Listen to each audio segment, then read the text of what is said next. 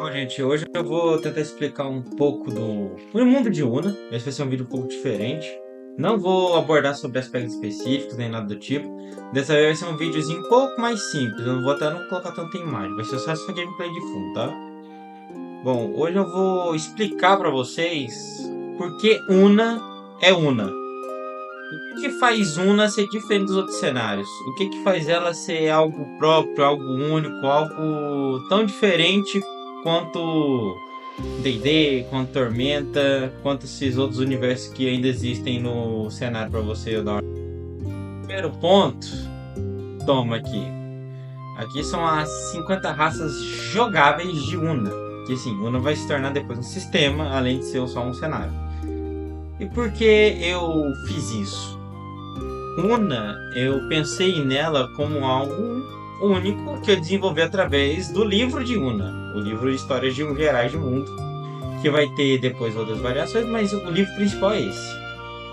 Então, eu pensei, se há deuses, cada deus vai tentar fazer algo próprio dele, não vai só, eu vou ver o humano aqui, vou dar Ctrl+C, Ctrl+V, Ctrl+C, Ctrl+V e ficar essa coisa simplista.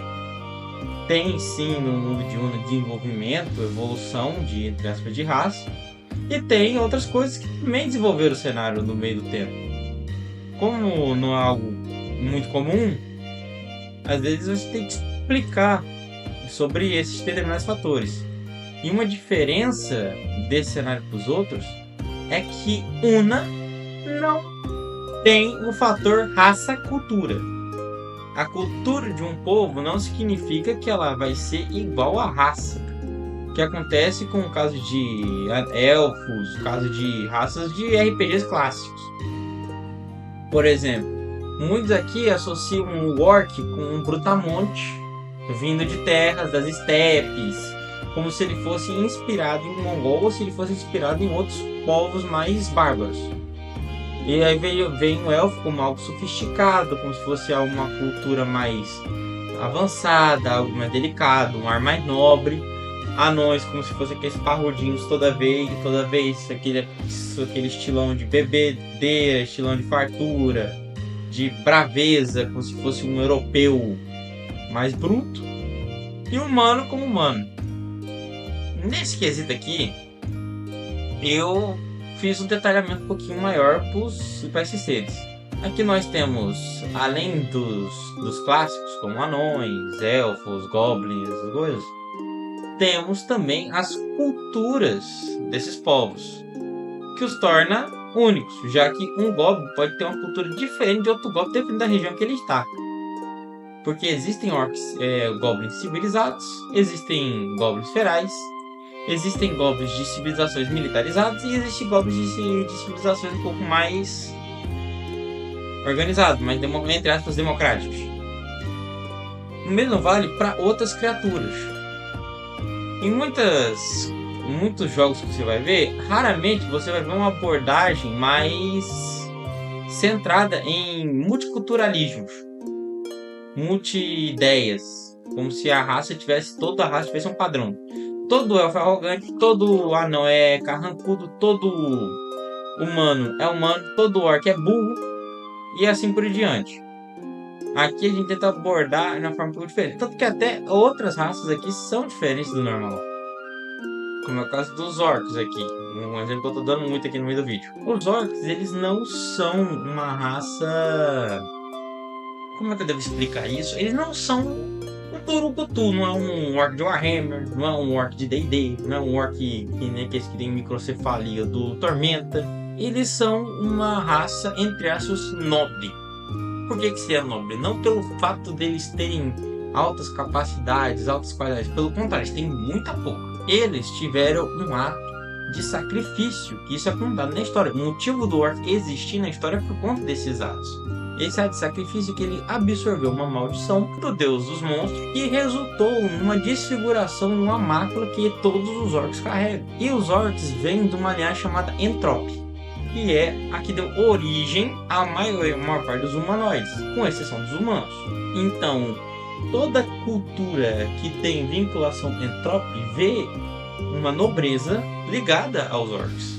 Mesmo até os meio monstros, que são nagares, centauros, musas e outras espécies que não se encaixariam como humanoides, veem os orcs, graças a isso, como um ser um pouco mais nobre. Tanto que é um pouco diferente da abordagem de outras culturas, de outras variações, que nem os Isarokais, que não vêm desse jeito, os Ordares, que veem os orcs como bestas, e assim por diante. Mas isso é um fator que varia, que é baseado tanto na existência quanto na cultura desse povo, que foi desenvolvido desse jeito. Outros fatores é as origens e os elementos que deram esse quesito. Muitos elfos, você pegar o cenário, né, eles têm aquela vinculação de ser uma cultura mais nobre, mais sofisticada, que tem contemplação com a natureza, que tem contemplação com outros povos, alta sensação da magia, alta não sei o que das quantas. Aqui, os elfos são um pouco mais pé no chão. Como assim? Tem trejeitos de culturas um pouco mais orientais. O embasamento que eu usei para os elfos não é aquele embasamento Tolkien, mesmo que o Tolkien tenha um embasamento muito bom. Em si, um embasamento um pouco mais oriental. O elfo, ele não é um ser magnífico, mas a maioria dos elfos são disciplinados. A maioria dos elfos tem uma longevidade e eles usam dessa longevidade de vida para entender a vida melhor. Então, o desenvolvimento deles é normal que eles tenham uma cultura um pouco mais disciplinada ou mais hedonista. Eles têm, como eles têm mais tempo de vida, eles vão curtir mais prazeres, eles vão se dedicar atividades mais longas, eles vão tentar procurar a perfeição das coisas, porque eles têm esse tempo a favor deles. O que faz com que os elfos tenham muitas culturas diferentes, que são várias até. Eu vou até depois pegar aqui uma lista, depois explicando cada cultura elfa, caso vocês queiram um vídeo disso. E eles têm essa disciplina, então tipo, naturalmente, mesmo que seja coisa bizarra, é comum ter elfos monges. Não é uma coisa estranha nesse cenário. Diferente e alguns outros povos. E como alguns não devem saber, mas os elfos têm ligação com os dragões. Então, draconatos e elfos são primos. Não no sentido literal da frase, porque são draconoides e draconoides não interessavam, mas como são draconoides alvinos, que sim, todos os elfos, com exceção dos elfos de cobre, são alvinos. Vem de alva, logo são uma raça alvina. Então, altos elfos são alvinos, elfos são alvinos, elfos ocultos são alvinos.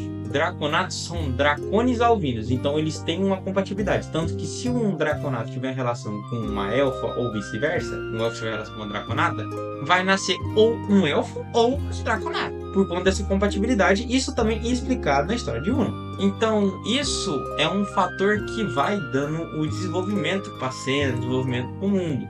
Tanto para as nações, porque tem várias nações no jogo, já que são 3, 4 continentes, contando os maiores e menores, e quantidade de culturas, já que culturalidade nesse jogo é gigantesca. Um exemplo mesmo são as diversidades dentro do mesmo lugar. Enquanto num cenário que você estaria acostumado tem só a cultura e eles baseiam tudo num detalhe só, não, aqui um único reino pode ter mais de 8 culturas, como é o caso propriamente dos elfos e do Sacro Império Férico Indi, que pelo fato de ter muito dos seus seres os féricos, que são uma outra raça ligada às fadas, que são entre as fadas, eles têm essa outra entidade, essa outra diversidade de deuses. De deuses não, de cultura. Que às vezes a cultura deles pode ser ligada a um aspecto da natureza, logo eles podem ter culturas de rios. Por isso, muito daquela cultura vai ser ligada àquele rio principal que eles têm como base cultural. Como o caso de funerais e outras coisas. Sim, a gente eu peguei um pouco disso com a base hinduísta, tanto que tem muito conceito hinduísta dentro dos féricos. Eu falo isso abertamente porque eu não vou esconder fato que eu uso para fazer world building, porque eu acho que tem uma maldade com o pessoal que está querendo fazer. E qual que é a diferença do meu cenário, o cenário de Una, com os outros? Eu uso bases históricas.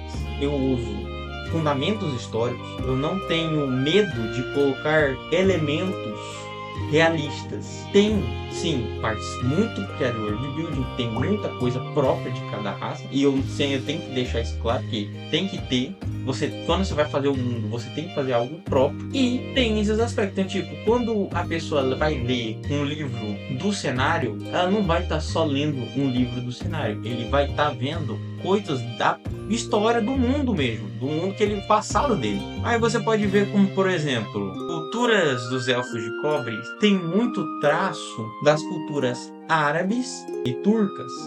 Então, se você pegar os elfos de cobre, vai ter trejeitos, vai ter políticas, vai ter aspectos que teriam no Império Otomano, porque foi a base original daquela raça. Os elfos, dependendo de onde tá, tem uma base um pouco mais asiática. Então você vai ter aspectos, dependendo da região e da cultura, vietnamitas, filipinas, vai ter aspectos chineses das diversas regiões da China, que a China é gigantesca, vai ter alguns aspectos das Coreias e por aí sucessivamente. Os Izarokais, por sua vez, têm aspectos ligados tanto ao animalismo, porque cada um Izarokai é baseado numa espécie de polvo, uma espécie de criatura mítica japonesa, como Onekos, Okamis, Kitsunes e entre outros, e Tengus são os principais. Então, além de ter essa cultura, tem muitas partes de culturas específicas do Japão. Não é homogêneo, é heterogêneo. Então, todo esse aspecto vai criando um ar de eu estou lendo uma história, uma fantasia,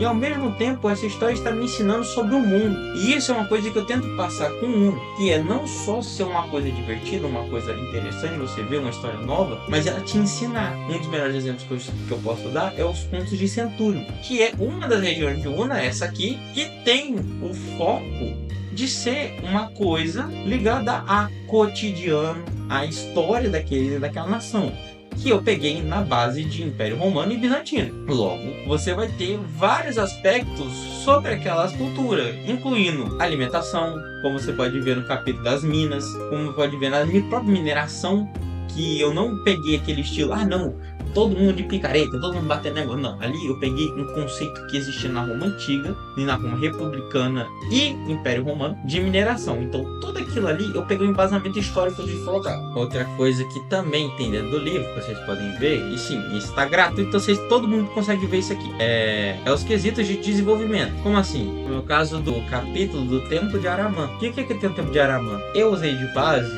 conceitos de estrutura romana e grega. Logo, como não existia método, muito daquilo é medido de forma daquela época. E isso vai dando enriquecimento ao seu cenário. Eu uso esse aspecto para conseguir fazer com que Una não seja apenas uma coisa de entretenimento e também se torne algo educativo. Isso faz com que Una seja um pouco diferente dos outros cenários. Tem sim os aspectos mágicos, tem desenvolvimento da magia, tem explicações de todo detalhe, porque eu criei muita coisa dentro do universo. Tem as divindades, tem templos religiosos, conceitos, concílios e outras coisas que tiveram efeitos, acordos que tem esse aspecto dentro do mundo. Mas Una, como é que eu conceitualizaria Una em diferentes outros cenários? Una é um desenvolvimento realista em conjunto de um desenvolvimento de mundo de world building. Logo, tem esse conjuntura que faz com que ele seja essa coisa exótica que existe no cenário. Então, tudo que há em Una tem uma explicação, em sua maioria das vezes. Então, para quem está vendo esse vídeo pela primeira vez e achou interessante essa ideia, eu gostaria de falar que bem-vindos ao canal. Espero que tenham gostado desse vídeo. E até breve.